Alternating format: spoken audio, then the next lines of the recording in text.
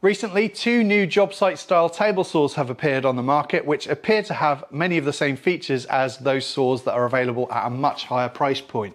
So in this video, I'll take a look at these two new saws in great detail and decide whether I think they're worth the money or not, which of the two is best, and how they compare with a more premium saw. For full disclosure, I reached out to both Evolution and Rutlands to see if they were open to sending me their saws for review. I have no use for these saws as I already have the Milwaukee table saw, which I'm more than happy with. So I will be giving these away, more details on that later in the video. And I'm not being paid by anyone to make this video. I've owned both saws for 3 months now, and I've used them both quite a lot. In terms of build quality and first impressions, these are both budget table saws, so I wasn't expecting anything amazing. However, I'd definitely say that the Evolution is made of better quality components. It is very plasticky, as you'd expect, and one minor problem that I encountered with it a number of times was these plastic caps falling off the blade height adjustment knobs, but easy to fix with a bit of super glue. The Rutland saw, however, feels plasticky in a different way. It just feels cheap. This table saw insert plate, for example, I mean, just look at the deflection on that, and I'm barely touching it. Very flimsy. The one on the Evolution, however, is aluminium. On the plus side though, it's easy to dial in the height of the insert plate to get it flush with the table on both saws using an Allen key. Both insert plates lock in place with a switch at the front, although I found that the one on the Evolution saw can be a bit temperamental. That's in the locked position there, and yet sometimes it still pops out. And now it's latched properly. The switch on the Rutlands tends to operate a little bit more reliably. It's just a shame that this insert plate is so flimsy. A lot of woodworkers will want to make their own zero clearance insert plates, and on this saw it's going to be pretty tricky because of this piece of metal here. So you would probably need to make a plate that sits on these ledges here, but route out a channel for this piece of metal. And on this saw you're definitely going to want to make your own, I think. And on the Evolution, unfortunately, it's exactly the same situation. But I think I heard somewhere that Evolution are actually releasing their own blanking plates for this saw. I asked Evolution about this and they confirmed it should be available on their website from November. Right, now let's talk crown guards, and this is the part of the video that I've been extremely nervous about filming for reasons which will become obvious soon. First though, the Evolution crown guard is actually fantastic. I've been really happy with it. It has this nice horn at the front which makes it extremely easy to lift the guard and see. So for example, if you want to cut to a mark, you can just lift it up to get full visibility of where the blade is going to cut. It also has a dust port, so you can hook that up to dust extraction if you want to. And it's made of good quality, thick plastic. Now the crown guard on the Rutland saw, I'm about to admit something that is extremely embarrassing, and it would have been easy for me to edit this out of the video, but I think it's important that I include this to prove a point. So I've used a number of these sight saws over the years. Originally I had the DeWalt W745, then I got the Milwaukee FTS 210, then I got my first cabinet saw, the Axminster AT254SB, and for a while I also had the Lumberjack TS 1800 saw. Every single one of those saws has a crown guard that fits into two categories. Either the guard is much larger than the diameter of the blade so that it sits over the blade without making contact with the blade, or they had a kind of split design where the crown guard is kind of in two pieces falling either side of the blade, again so that it doesn't come into contact with the blade. I mean, seems obvious, right? So I guess maybe that lulled me into a false sense of security. One thing I would never have to worry about was a crown guard touching the blade. Enter the Rutlands crown guard. The first time I turned on the saw, it slowly lowered onto the blade and exploded. And I was just casually taking a look at the saw at the time. I wasn't filming for a video or anything. However, luckily I did capture this on my security camera.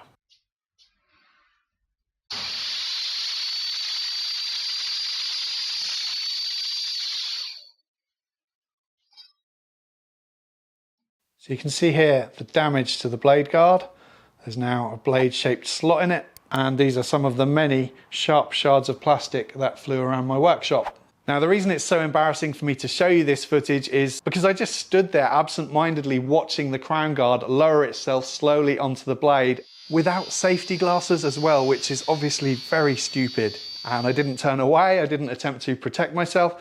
I think I was just dumbfounded. I just couldn't quite believe what I was seeing, and for some stupid reason I just didn't react. It does say in the manual, make sure the saw blade is not contacting the guard, riving knife or the workpiece before the saw is switched on. Inadvertent contact of these items with the saw blade could cause a hazardous condition. And I know we should all read the manuals before using dangerous tools, but realistically, how many of us actually do that? Just to elaborate on this, the blade coming into contact with the guard can only happen with the riving knife in its lower position, which by the way is where I keep mine 100% of the time. So obviously that's why I set it up like that. With the riving knife in its upper position, the blade will not come into contact with it.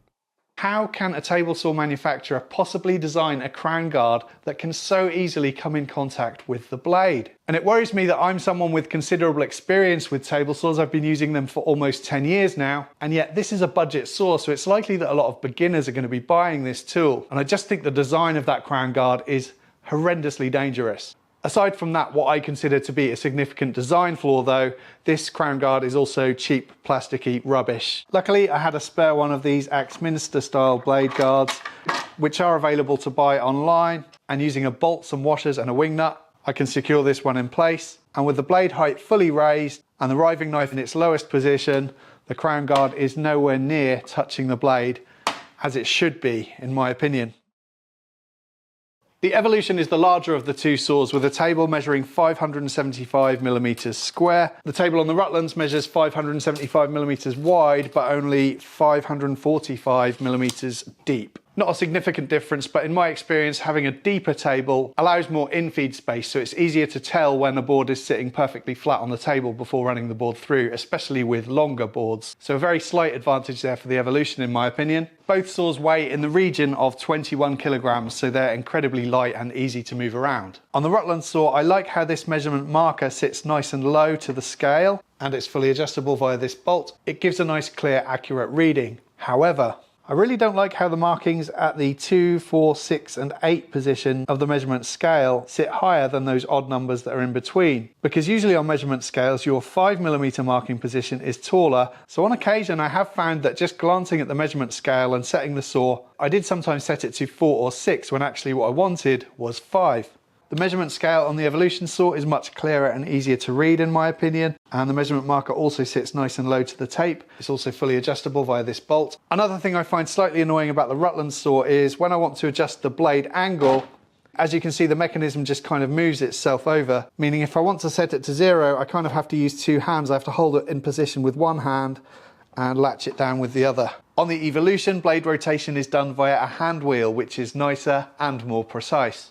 The Mitre Gauge on the Rutland saw is also very cheap and basic, and there's a small amount of play in the slot, but it works okay if you hold it firmly to one side of the mitre slot. The Evolution is similarly basic, it just looks a little nicer, and once again a small amount of movement. The Evolution one also comes with a hold down clamp, although in practice, with the knobs tightened, for me it didn't seem to want to clamp down firmly. This saw has an additional party trick though, because this Mitre Gauge is lockable in this hole here. So I can just wind that in and then it's locked in position.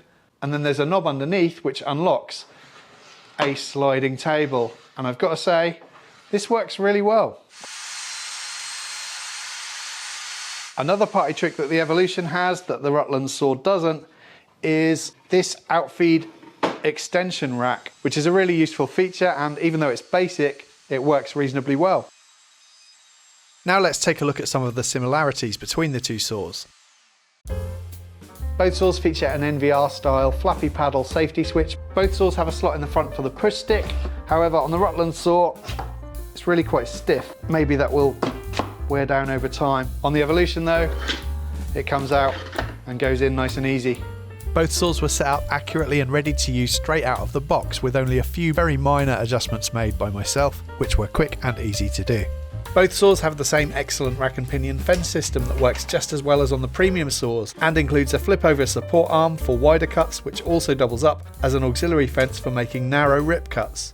Both saws have plastic gears, unlike the more premium saws which have metal ones. Both saws do pretty well when hooked up to dust extraction. If you were to also hook up the crown guard to extraction, you'd have even better results. Both saws have powerful motors which are able to cope with even very thick hardwoods without any issues. Both saws have onboard storage for spanners, power cable and mitre gauge. Only the Evolution has a place to store the crown guard though. Quite possibly because Rutlands already knew that there is only one appropriate place for this crown guard to be: in the bin. The switch to lock and unlock the fence on the Rutlands is also very stiff, whereas on the Evolution, again, just works nicely. One of the things that I absolutely hated with a passion about my old DeWalt DW745 saw was how loud the motor was on that saw, And I think these saws might be even a little bit louder. The Rutlands in particular seems incredibly loud, and because it doesn't have a soft start function, which by the way the Evolution does have, it's very jarring to turn this on. You really grit your teeth and just shudder when it happens. And that's even with ear defenders on.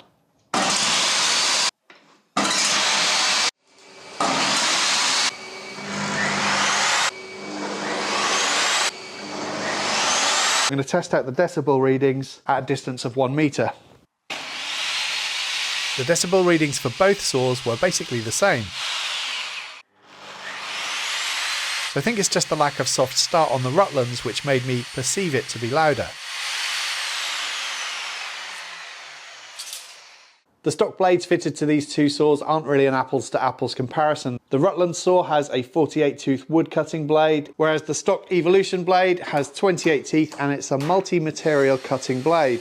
And that means it can cut through other materials like metals and plastics. However, you can also get an Evolution dedicated general wood cutting blade. This one has 40 teeth. The ability of the blade to cut through metal isn't without compromises though. The motor in the Evolution saw needs to run a little bit slower. To be honest though, I haven't noticed much of a difference in terms of speed of cut, so I've prepared two identical pieces of 40mm thick beech, and I'll time how long it takes to make 3 rip cuts on each saw.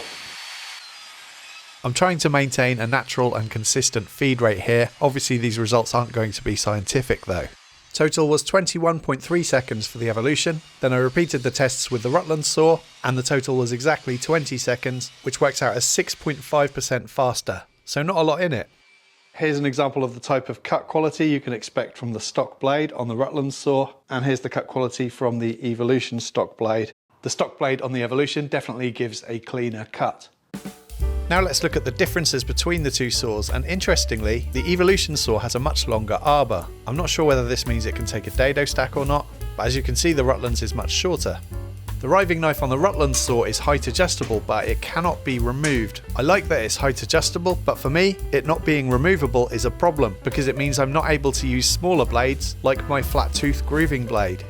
The riving knife on the Evolution isn't perfect either though, because while it is removable, unfortunately it isn't height adjustable. The good news though is that Evolution are releasing a lower shark fin style riving knife, which for me would tick all the boxes.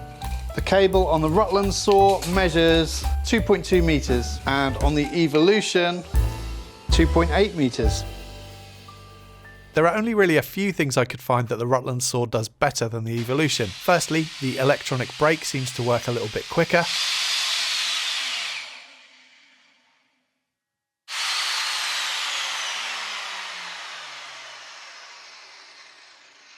I am also a fan of the whole stealthy jet black look, and also they have the better user manual because it contains words, unlike the Evolution one, which just has a series of cryptic diagrams which are difficult to interpret.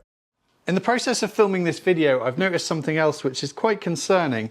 On the Rutlands saw, there's very little movement when the blade is at its full height. However, if I lower the blade even just a little bit, suddenly there's probably between 1 and 2 millimeters of movement at the back. And I'm wondering if that movement is what contributes to the poor cut quality on this saw. If I'd have noticed this earlier, I don't think I'd have even used the saw, to be honest. Now, whether that has worked its way loose over the course of 3 months of me using this saw, it might have been like that from when I got it, and perhaps I just didn't notice. I'm not sure.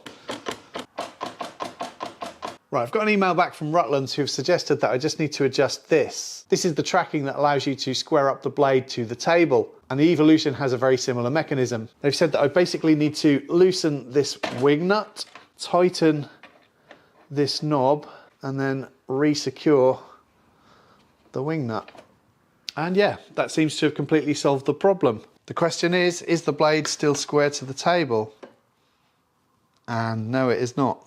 It seemed strange to me to be messing with the tracking of the saw, and whenever I got the blade square to the table, the problem persisted. I'm gonna have to email them back.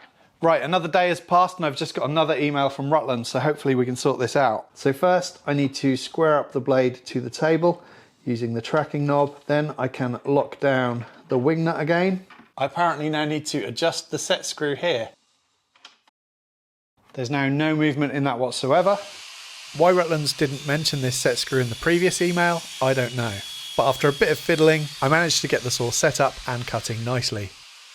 The Rutlands Saw retails at £295. The Evolution Saw is available in two different versions. The one shown in this video is the Plus model, which retails at £379.99. There's also a standard version of the saw which has a different motor. It's slightly less powerful, runs slightly slower, and unfortunately does not have the soft start. It also does not have the Outfeed support. That model retails at £329.99. The Evolution Saw surprised me. I like it more than I expected to for a budget saw. And having tried a few Evolution tools in the past, I think their build quality and quality control has improved. I think the Plus model with its sliding table and Outfeed support represents good value for money, and seeing as it often seems to be out of stock, it seems like there's already a lot of demand for it.